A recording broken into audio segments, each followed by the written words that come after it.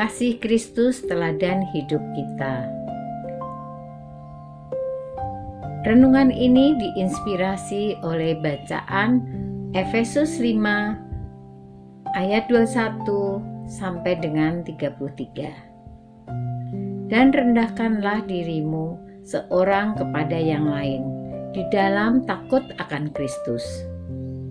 Hai istri, tunduklah kepada suamimu seperti kepada Tuhan. Karena suami adalah kepala istri, sama seperti Kristus adalah kepala jemaat. Dialah yang menyelamatkan tubuh. Karena itu, sebagaimana jemaat tunduk kepada Kristus, demikianlah juga istri kepada suami dalam segala sesuatu. Hai suami, kasihanilah istrimu, sebagaimana Kristus telah mengasihi jemaat dan telah menyerahkan dirinya baginya untuk menguduskannya, sesudah ia menyucikannya dengan memandikannya dengan air dan firman, supaya dengan demikian ia menempatkan jemaat di hadapan dirinya dengan cemerlang, tanpa cacat atau kerut, atau yang serupa itu, tetapi supaya jemaat kudus dan tidak bercela. Demikian juga suami harus mengasihi istrinya sama seperti tubuhnya sendiri. Siapa yang mengasihi istrinya, mengasihi dirinya sendiri. Sebab tidak pernah orang membenci tubuhnya sendiri, tetapi mengasuhnya dan merawatnya, sama seperti Kristus terhadap jemaat, karena kita adalah anggota tubuhnya.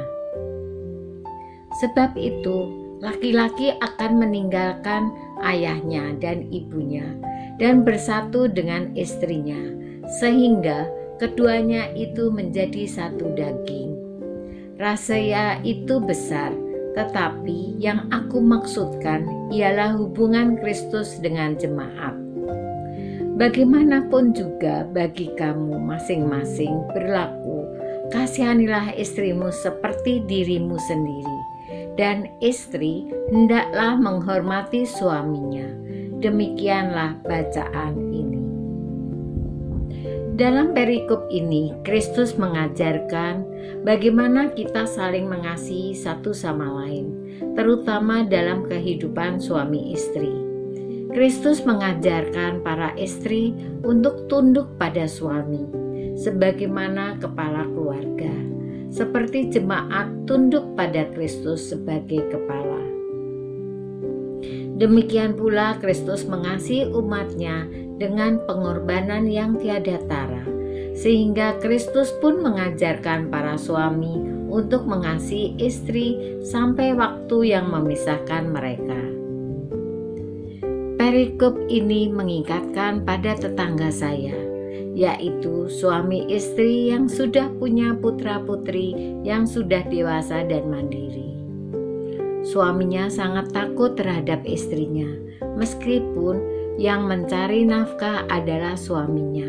Namun suami ini takut sama istrinya. Malah ada yang mengatakan dengan istilah isti, ikatan suami takut istri. Perangai istrinya adalah galak dan agak sedikit kasar kalau bicara pada siapapun. Paras dan penampilan sang istri biasa saja, namun dalam pergaulan ia mudah iba dan suka menolong dengan sukarela. Suatu hari, suami tersebut pagi-pagi pergi ke kantor dengan kondisi sedang tidak enak badan. Ketika sampai di kantor, suaminya jatuh pingsan dan meninggal.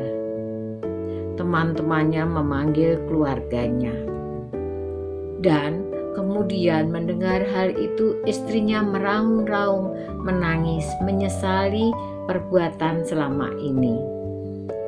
Selang setahun kemudian, istri tersebut mengikuti misa peringatan 25 tahun pemberkatan perkawinan tetangganya.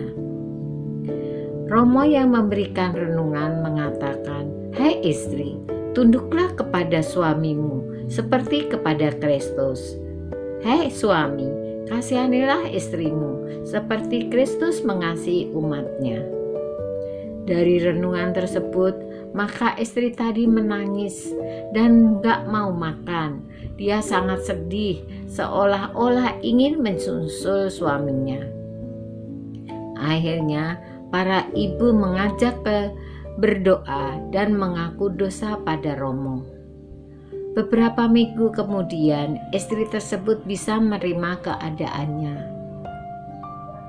Dia menjadi pendoa dan penasihat keluarganya supaya tidak menyesal seperti dirinya.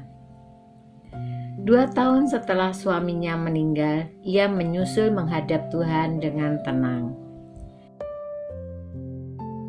Kristus adalah teladan kasih yang tidak bisa ditandingkan. Ia berkorban sampai mati di salib untuk kita umat manusia. Oleh karena itu, kenakanlah kasih Kristus, kasih yang penuh pengorbanan, sebagai dasar dalam menjalankan hidup suami istri. Marilah berdoa. Ya Tuhan Yesus Kristus, Engkaulah teladan kasih yang tidak bisa tertandingi. Ajarilah kami untuk mengasihi suami saya setulus hati, jangan sampai menyesal di kemudian hari. Meskipun kita juga kadang tidak sefaham, namun kasih Kristus yang mengikatkan kita bersama anak-anak kita. Semoga kasih Kristus mengalir melalui kita untuk menyalurkan berkat-Nya. Amin.